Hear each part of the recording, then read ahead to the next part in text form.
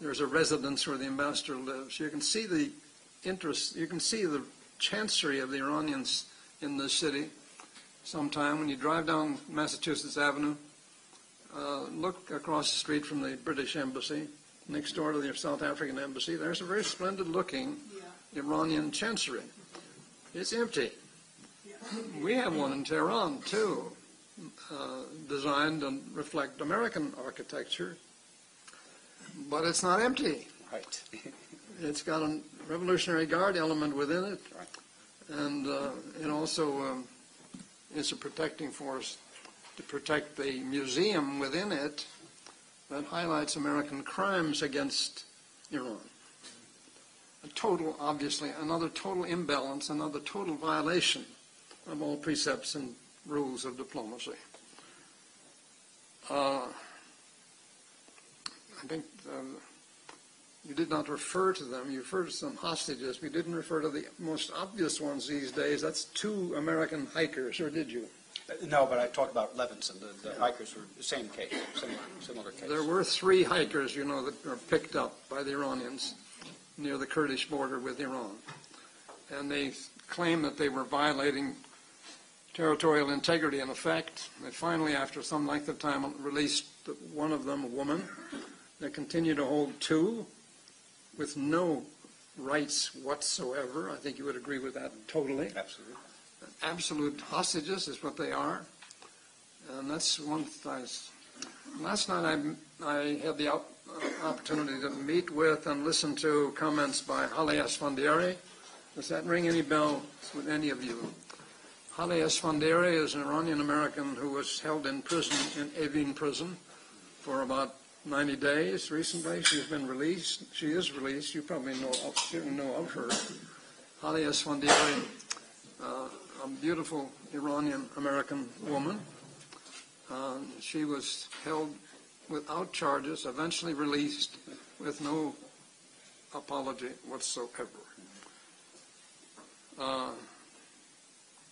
I couldn't agree more with you, Ken, that Baradei, the Secretary General at that time, was he the Secretary General or Executive Director? What do we call him? IAEA.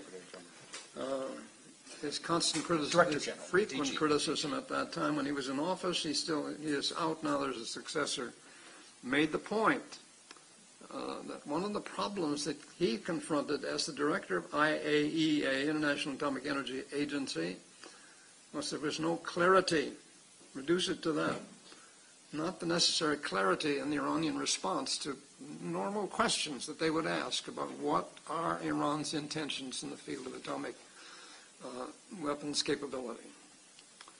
I think I wanted to react to that it's not a normal country, that Iran is not a normal country. I think those are the terms you used, Ken. It is highly normal in reality in terms of real estate. They've got it. It's highly normal in terms of its population, 70 million plus. It is highly normal in terms of the potential of that country. I don't think you would disagree more. I think you and I agree that we all look forward to the day when the Iranian people and the American people can be friends. You agree with that wholeheartedly. Bruce, I think the Iranian people and the American people are friends today. That's a good response. They already are friends. That's not the problem. The problem is the regime. I agree with that. Okay. You take what you got. You got a regime there that is what's my word I'm trying to think of here as what's the term for a regime that controls your thought and well-being totally? I got a mental block. It's an authoritarian regime. Huh? It's an authoritarian regime. Yeah, authoritarian, we know that. But a special one giving into religious connections. The theocracy, yes, exactly. That's what I hold against it most of all. I've seen a theocracy in actions. I lived with it in Tehran before I was taken hostage. I do not like theocracies. I do not like that regime. Eggs and ham sort of thing. But it's there. That's my point. We've got to find some way to deal with it. That's all I wanted to raise at this point, Judy. Sorry? That's it? Yeah, for now. Are we talking about this now? Just She hasn't seen it. Yeah, I'll just make a one-line response to that, and my way of dealing with it is cutting it off and killing it.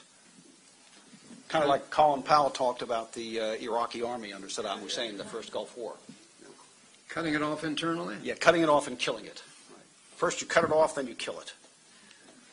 Well, that's one way to look at it. Show me how it's going to be done, and I'll believe you better. I've remained convinced that the Iranian people are more than capable of taking care of their own and of getting rid of the regime if there is a catalyst and if there's some support from the outside. Well, we Which tried there has never been from the very beginning. As you know, we tried regime change once, in the era of the Mossadegh regime, which we displaced. I was there at that time. I wasn't responsible. I didn't do it. You actually are seeing I was a young officer pulling the strings. just arrived there. But did I mention that? Since we're on that subject, let me just add a footnote to the Mossadegh period. As you know, he was a prime minister at a time in 1953 and preceding years that gave us and the Brits a great deal of trouble, and we eventually had him acted to displace him, we and the Brits, and I would agree with the help of a lot of Iranians at the time. And the memory of our action then, perceived action on the part of the Iranian public and political leadership remains very fresh in the minds of many of those Iranians. I do not forget the day when I was in solitary confinement. I was held in solitary confinement only for 30 days. The rest of the time I was held in the foreign ministry by the current regime's armed force, military officers. But when I was in solitary confinement one day in my cell, I was in a fit. I was angry a lot in those days as a hostage, no matter who was holding me, because I thought it was wrong, legally, politically, morally, historically wrong on every single count. And I will never cease saying that, stupidly not least, in terms of the impact that it left on the image of Iran in international quarters, that a regime that would take that kind of action against human beings, against its own people. But he said this leading hostage taker, we were about to be released, and he came in to see me in my cell one day, and I railed against him and abused him of all kinds of abuse of Iran's own traditions and doing what they were doing to me and my colleagues. He interrupted me and said, "You have no reason to complain. You took a whole country hostage in 1953.